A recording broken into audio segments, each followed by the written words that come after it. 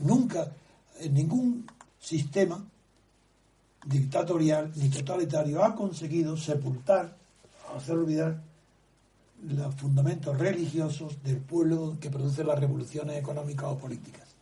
El pueblo chino ha conocido una tradición religiosa procedente, en realidad, de las reflexiones filosóficas.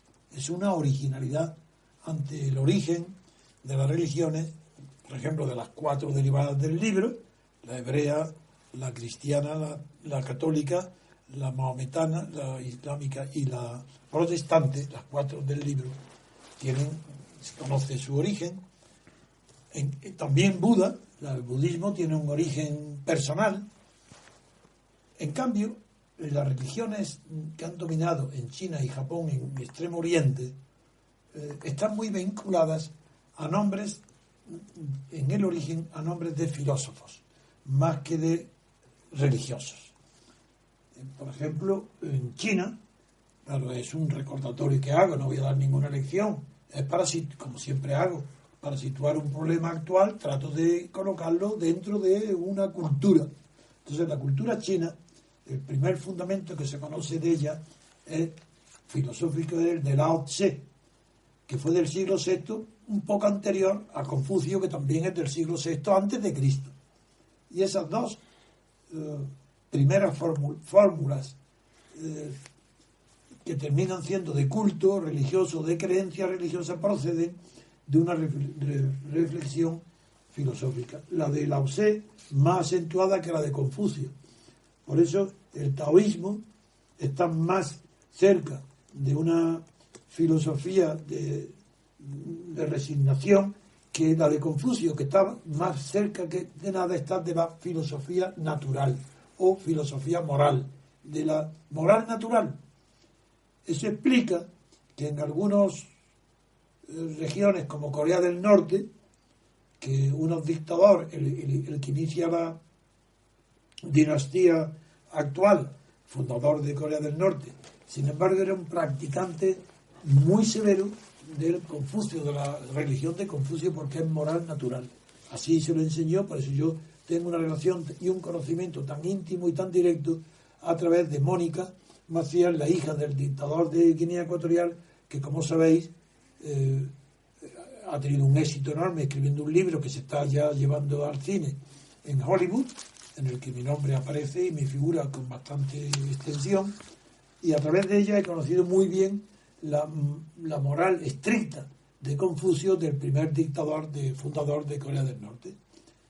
Pero a diferencia del budismo, y a diferencia de él, que ha tenido también unos límites de expansión asiáticos marcados.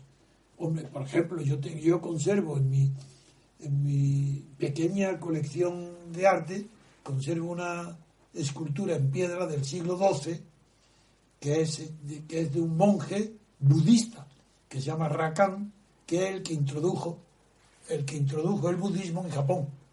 Esta escultura la pude yo adquirir muy barata cuando De Gaulle De Gaulle reconoció internacionalmente el gobierno de Mao Zedong, de la China comunista. Entonces, para conmemorar ese gran acontecimiento internacional, la China comunista celebró en París una exposición magna del arte chino en el Palais Royal, en el Gran Palais, y había en una sala más pequeña, porque fue la exposición que ya la recuerdo, varios días, era asunto, o sea, una de las mayores magnificencias de arte asiático que han podido nunca contemplarse, porque era el gobierno chino el que lo hacía. Y en una sala había, grande, pero no de las otras dimensiones, había objetos chinos que el gobierno chino podía, en conmemoración de esas efemérides, podía vender a particulares. Y yo compré, porque estaba a mi alcance, esa escultura que os hablo ahora, lo cual me ha dado lugar a estudiar y conocer la expansión del budismo en Japón. En cambio, el taoísmo y el confucianismo son los que sirvieron de antecedente al primer gran filósofo, muy poco conocido en Occidente, pero es quien ha transmitido los valores chinos, de las religiones chinas a la actualidad. Me refiero a Mencio. Mencio, que predicó en su filosofía unos valores muy próximos al cristianismo, pero muy próximos, por ejemplo, la compasión y el respeto. Y esos son valores de Mencio y explican por qué la vergüenza, siendo un valor que tuvo más importancia como valor ético, la vergüenza es Mencio que en nuestra civilización occidental. Por eso no podemos comprender que el régimen comunista, especialmente con Limpiao y con la banda que se llamó de Limpiao, sucesores de Mao, a los traidores, a los que ellos consideraban traidores al comunismo, a los que no defendían la patria, les ponían, los hacían desfilar en público con grandes orejas de burro. Y es por esto, porque para un chino la vergüenza viene de Mencio y es capital. Es decir, castigar es mucho más grave que la cárcel, e incluso más grave que la condena a muerte es condenar a un chino a la vergüenza pública. Y la vergüenza consistía, por ejemplo, en eso, pasearlo ante las muchedumbres con unas orejas de burro. Bueno, en los valores éticos, en la escala de valores chinos, estaba también la modestia, y como consecuencia de la combinación de todo ello, hay una síntesis en la filosofía de Mencio que ha pasado a los valores actuales de la religión en China, tanto de las propiamente orientales, que sería el taoísmo y el confucianismo, como en las nuevas versión, porque un cristianismo, un catolicismo o un protestantismo chino nunca va a tener los mismos valores que en Europa. Y entonces allí los valores de Mencio han triunfado sobre los valores en Europa, y esos valores son la benevolencia, la rectitud, sí, está muy presente, por eso hay más protestantes en China que católicos, pero en una proporción enorme. Por ejemplo, a ver, ahora me dirá la proporción de católicos y de protestantes la tiene. Sí, lo acaba de decir. Sí, lo acabo de decir. Está, pues le voy a decir, me parece que son 59 millones y 50, contra 9 o algo así. No, 59 no, un 10%, 59 sí, no, le voy a decir, aproximadamente, sí. Pues efectivamente, como un 12% de católicos y el resto de protestantes, más o menos. De los 67 millones, 58 protestantes y 9 católicos. Eso se debe a la diferencia entre la rectitud y el perdón. Mientras que el perdón es más, cuando en las conversiones chinas al cristianismo, al catolicismo, eso lo he visto en la prensa de hoy, no recuerdo ahí en qué periódico ni en qué parte, pero he leído la frase, no hace falta que la busque, he leído que una mujer china se convierte por la impresión que le hizo un Dios que perdona.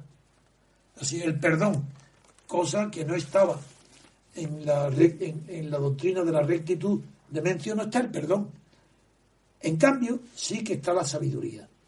Y dentro de la sabiduría, eso sí que lo voy a destacar para que se comprendan por qué ataco yo a la falta de educación, a la falta que no lleven corbata, a creer que eso es revolucionario, a ponerse coleta, a llamar la atención por cosas accidentales. ¿Por qué le ataco yo a eso?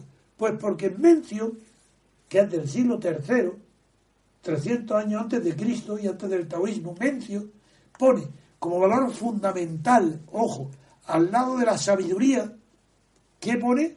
La urbanidad. ¿Y qué es urbanidad? Educación social. Es el respeto hacia los demás, se traduce en urbanidad. Y él habla del respeto. Y habla de la rectitud. Bueno, la manifestación externa del respeto y la rectitud para los valores chinos tradicionales es la urbanidad. Bien, esto quería ponerlo de relieve para ver que no es un hecho nuevo.